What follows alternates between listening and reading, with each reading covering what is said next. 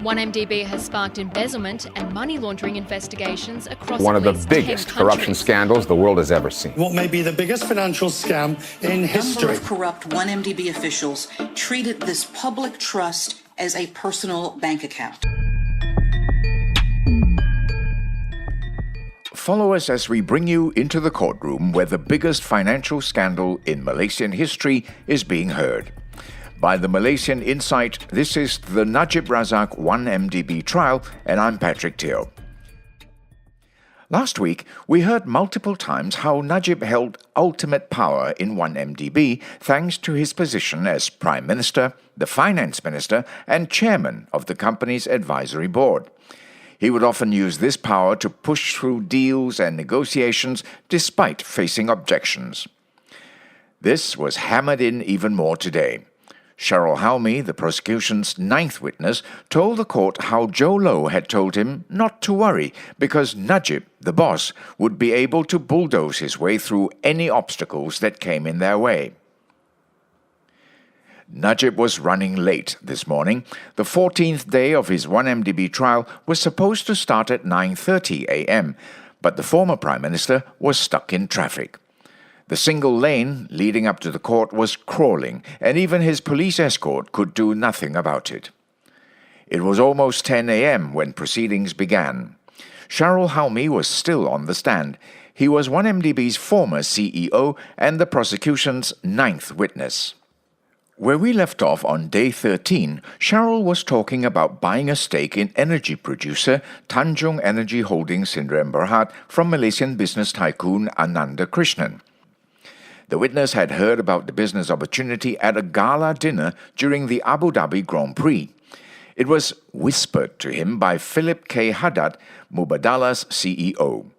Mubadala is the UAE's sovereign wealth fund. 1MDB was supposed to be modelled after. Prosecutor Gopal Sriram continued his questioning on this topic. In order to finance the acquisition of Tanjung Energy, Najib approved a 6.17 billion ringgit bridging loan from Maybank and RHB and an additional $1.75 billion in bonds issuance. Goldman Sachs helped 1MDB raise the bonds to purchase Tanjung, making 100 million ringgit along the way. The sale was finalized on March 2, 2012 for 10.6 billion ringgit. Shahrol said the proceeds from the bonds were placed in Falcon Bank in Hong Kong.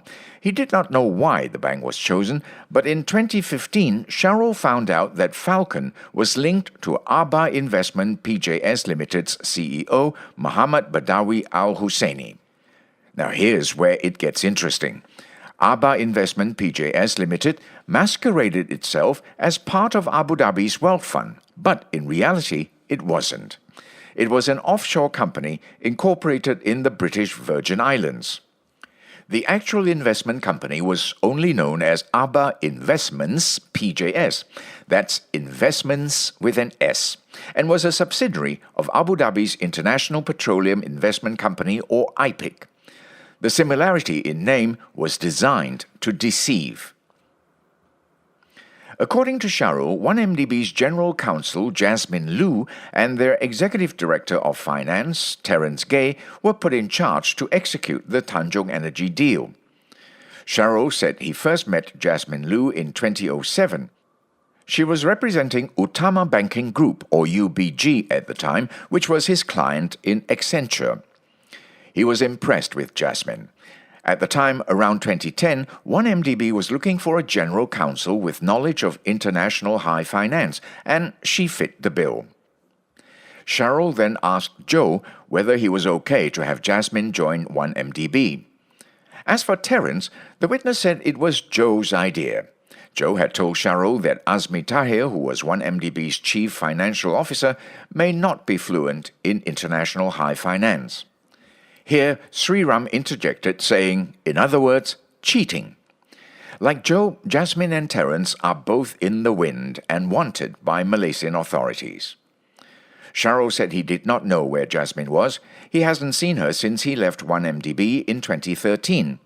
The same went for Terence. The witness last saw him in 2014 at a 1MDB board meeting.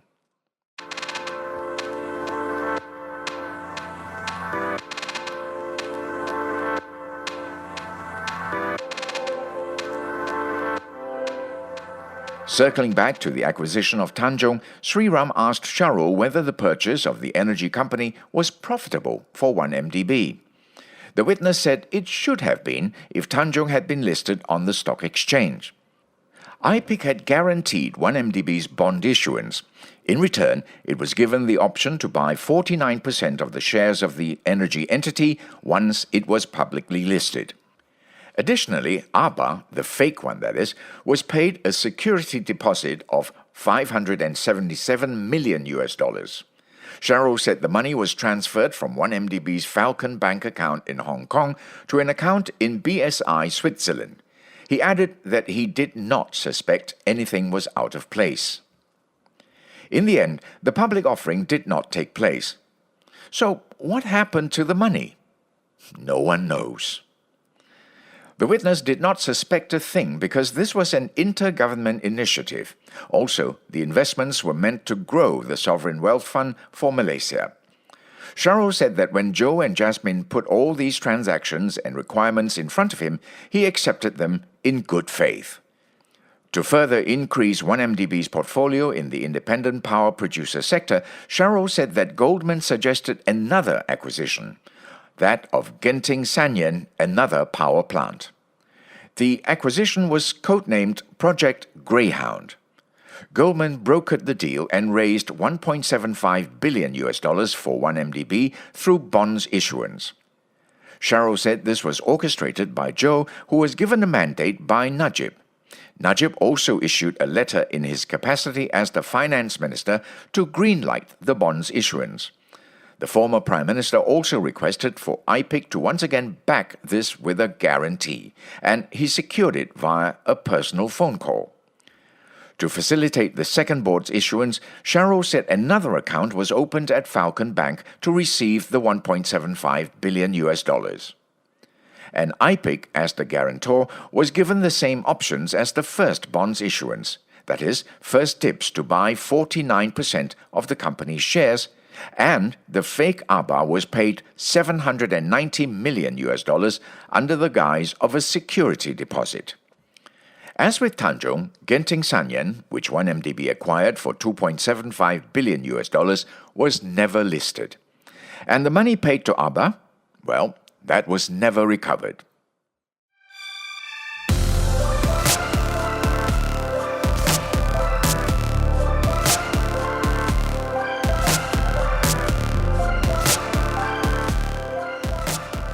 Shahrol said that after investing in the two power plants, namely Tanjung and Genting Sanyan, 1MDB then poured more money into development projects.